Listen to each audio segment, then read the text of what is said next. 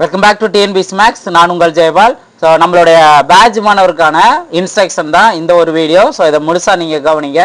First இந்த வாரம் schedule படி பேசிக் மேக்ஸ் நம்ம பார்த்துக்கிட்டு இருந்தோம். அது சம்மந்தமான பேசிக் வீடியோஸ் எல்லாமே நம்ம பார்த்துட்டோம்.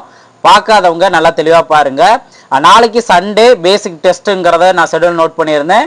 ஸோ இதுலையுமே இப்போ 2025 ட்ரெண்டிங்லையும் 26 ட்ரெண்டிங்லையும் வரக்கூடிய பேசிக்கான கொஸ்டின்ஸ் இன்னுமே கேட்டுக்கிட்டே தான் இருக்காங்க. அதைத்தான் உங்களுக்கு நான் டெஸ்ட்டாக வைக்க போகிறேன். ஸோ பேசிக்ஸ் தெரியாதவங்க அதை நீங்கள் முழுமையாக பாருங்கள். பேசிக்ஸ் தெரிஞ்சவங்க அசால்ட்டாக இல்லாமல் ஒன்ஸ் அதை ரிவைஸ் பண்ணுறதுக்கு நான் ட்ரிக்ஸுங்கிற நான் சொல்லியிருப்பேன். ஸ்கொயர் ட்ரிக்ஸ் சொன்னேன், கியூப் ட்ரிக்ஸ் சொன்னேன். அதே போல் ப்ரைம் நம்பர்ஸ் எப்படி நம்ம ஞாபகம் வச்சுக்கலாங்கிற நான் சொல்லியிருந்தேன். அதே போல் டிவிசபிள் ரூல் நான் சொல்லியிருந்தேன். அந்த டிவிசபிள் எங்கெங்கெல்லாம் அப்ளை ஆகும் அப்படிங்கிறதையும் நான் சொல்லியிருந்தேன். பர்சன்டேஜ் பேசிக் சொல்லியிருந்தேன். இதெல்லாம் நல்லா தெளிவாக நீங்கள் பார்த்து வைங்க. இதுதான் மேக்ஸுக்கு தேவையான அடிப்படை.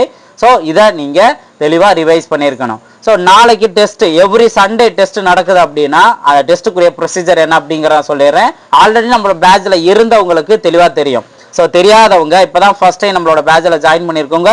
நீங்கள் பாட்டப்படாமல் நல்லா தெளிவாக நீங்கள் கவனிங்க. 10 மணிக்கு நான் டெஸ்ட் கொஸ்டின் நான் சென்ட் பண்ணுவேன். அந்த டெஸ்ட் நீங்கள் அட்டன் பண்ணுறதுக்கு 1 டே டைம் இருக்குது. நான் சண்டே இப்போ இந்த டெஸ்ட் நாள் அப்படின்னா கொஞ்சம் ஃப்ரீயாக தான் நான் விடுவேன். ஏன்னா ஒவ்வொருத்தவங்களுக்கும் ஒவ்வொரு மாதிரி அவங்களுக்கு ஃப்ரீ டைம் இருக்கும். அந்த ஃப்ரீ டயத்தில் அவங்க டெஸ்ட் அட்டன் பண்ணணும். நீங்கள் ஃபஸ்ட்டு கொஸ்டின் ஸ்டார்ட் பண்ணீங்க அப்படின்னா 25 கொஸ்டினுமே கம்ப்ளீட்டாக முடியணும். அதுதான் உங்களோட ஃப்ரீ டயத்தை நீங்கள் செலக்ட் பண்ணிக்கணும். நீங்கள் மார்னிங் டச் கொஸ்டின் அனுப்பின உடனே ட்ரை பண்ணாலும் சரி, அல்லது ஈவினிங் டைம் உங்களுக்கு டைம் கிடைக்க இருந்தாலும் சரி, அதுபடி நீங்கள் பார்த்துக்கோங்க. ஆனால் ஒன்ஸ் ஃபஸ்ட் கொஸ்டின் ஸ்டார்ட் பண்ணீங்கன்னா 25 கொஸ்டினுமே நீங்கள் கம்ப்ளீட்டாக முடிக்கணும். எவ்வளோ நேரம் எடுத்துக்கிச்சு அப்படிங்கிறதையும் நீங்கள் சைட் பை சைடாக நோட் பண்ணணும். முக்கியமாக நீங்கள் டெஸ்ட் அட்டன் பண்ணக்கூடியது இப்போ இருந்தே ஓஎம்ஆர் ஷீட்டில் அட்டன் பண்ணுங்கள். ஓஎம்ஆர் ஷீட்டில் நீங்கள் ரெஃபருக்கு உங்கள் நோட்லேயே நீங்கள் ரெஃபர் பண்ணிக்கலாம். ஓஎம்ஆர் ஷீட்லேயே நீங்கள் ஆன்சர்ஸ் ஆட் பண்ணுங்கள். நான் ஓஎம்ஆர் ஷீட்டு அதுக்கான பிடிஎஃப் வந்து நான் உங்களுக்கு நான் கொடுத்துருவேன். நீங்கள் கலர் ஜெராக்ஸ் போட்டு வச்சுக்கோங்க. ஸோ நம்ம ஒரிஜினல் கொஸ்டின் மாதிரி இப்போ இருந்தே ப்ராக்டிஸ் பண்ணால் தான் நிறையா விஷயங்கள் அதில் நம்ம கற்றுக்க முடியும். நிறையா விஷயங்கள் நம்மளுக்கு மைண்டுக்கு நல்லா ஸ்டோர் ஆகும். ஸோ ஓஎம்ஆர் ஷீட்லேயே நல்லா ஆரம்பத்துலேருந்தே ப்ராக்டிஸ் பண்ணுங்கள். எவ்வளோ மார்க் எடுக்கிறதா, அதான் ஆன்சர் கீ வந்துட்ட பின்னாடி எவ்வளோ மார்க் எடுக்கிறீங்க அப்படிங்கிறத சைடில் நோட் பண்ணிவிட்டு எனக்கு ஃபோட்டோ அனுப்புகிற அளவுக்கு இருக்கும். நான் அது சம்மந்தமான இன்ஸ்ட்ரக்ஷன் நான் மென்டார்ட்ட நான் சொல்லியிருக்கேன். அவங்க அடுத்தடுத்து உங்களுக்கு எந்த நம்பருக்கு நீங்கள் சென்ட் பண்ணணும், என்ன விஷயம் நீங்கள் பண்ணணும் அப்படிங்கிறதையும் நான் அடுத்தடுத்து நான் சொல்லுவேன். ஸோ இதை நீங்கள் ரெகுலர் ஆரம்பத்தில் இருந்தே என்னோட நான் இன்ஸ்ட்ரக்ஷனை ஃபாலோ பண்ணவும் சரி, என்னோட ட்ரிக்ஸை ஃபாலோ பண்ணவும் சரி, அது போக அவங்களுக்கு ஈஸியாக மாறும். லாஸ்ட் டயத்தில் ஒரு சில பேர் என்ன பண்ணாங்கன்னா, ஸோ அவங்க வீடியோவில் நான் லாஸ்ட் டயத்தில் தான் பார்த்தேன், எங்களுக்கு ரொம்ப ரொம்ப யூஸ்ஃபுல்லாக இருந்தது, பட் நிறைய விஷயங்கள் எங்களால் மைண்டில் வைக்க முடியல, இப்படி தான் சொல்லிட்டு இருந்தாங்க.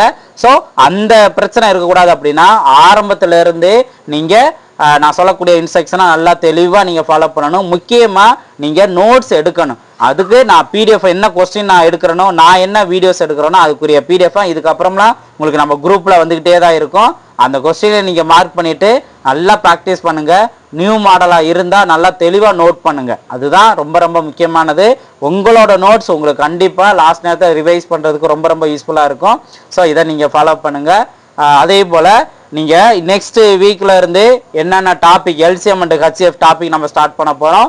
ஸோ அது ரீசெண்டாக கேட்ட மாடல்ஸ்லேருந்து பேசிக்கான மாடல்ஸ் வரைக்குமே எல்லாமே தெளிவாக நான் சொல்லுவேன். அண்ட் ஆர்எஸ் அகர்வால் புக்லேயும் நம்ம நிறையா மாடல்ஸ் நம்ம பார்ப்போம். அது சம்மந்தம் பிடிஎஃப்பும் நான் உங்கள்கிட்ட நான் ஷேர் பண்ணிடுவேன். ஸோ இந்த சான்ஸை நல்லா முழுமையாக நீங்கள் பயன்படுத்துங்க. ஒன்ஸ் நீங்கள் நல்லா கான்செப்ட் பண்ணுங்கள். ஒன்ஸ் நம்ம ஒரு டாபிக் நான் டச் பண்ணுறோம் அப்படின்னா என்னென்ன டிஃப்ரெண்ட் மாடல்ஸ் இருக்கோ எல்லாத்தையும் நம்ம கவர் பண்ணுறோம். அப்படி நம்ம ப்ராக்டிஸ் பண்ணிட்டோம், கவர் பண்ணிட்டோம் அப்படின்னாவே எல்லா எக்ஸாமுக்குமே நம்ம ரெடி. எப்படி கேள்வி கேட்டாலும் அந்த இடத்துல கொஞ்சம் குரூப் 4னா கொஞ்சம் ஈஸியாக இருக்கும். அப்போ அதெல்லாம் வந்து மாறி போச்சு. எல்லாமே ஒரு 10 கொஸ்டின் நம்மளை யோசிக்க வைக்கிற அளவுக்கு தான் இருக்குது. ஸோ நம்ம குரூப் 4, குரூப் 1, குரூப் 2 அப்படின்னு இல்லாமல் காம்படிட்டிவ் எக்ஸாமுக்கு இந்த டாபிக்கு என்னென்ன மாடல்லாம் இருக்கோ எல்லாத்தையுமே நம்ம தெளிவாக ப்ராக்டிஸ் பண்ணணும். இதுதான் ரொம்ப முக்கியமானது. ஸோ அந்த நம்பிக்கையில் நீங்கள் தொடர்ந்து நீங்கள் ப்ராக்டிஸ் பண்ணுங்கள். நான் சொல்லக்கூடிய இன்ஸ்ட்ரக்ஷனை கரெக்டாக ஃபாலோ பண்ணுங்கள். ஸோ டெஸ்ட்டும் நீங்கள் உண்மையாக அட்டன் பண்ணுங்கள். அதுதான் ரொம்ப ரொம்ப முக்கியமானது. நீங்கள் உண்மையாக அட்டன் பண்ணணும். அது எந்த அளவுக்கு உங்களோட எக்ஸ்பீரியன்ஸ் இருக்குது அப்படிங்கிறதையும்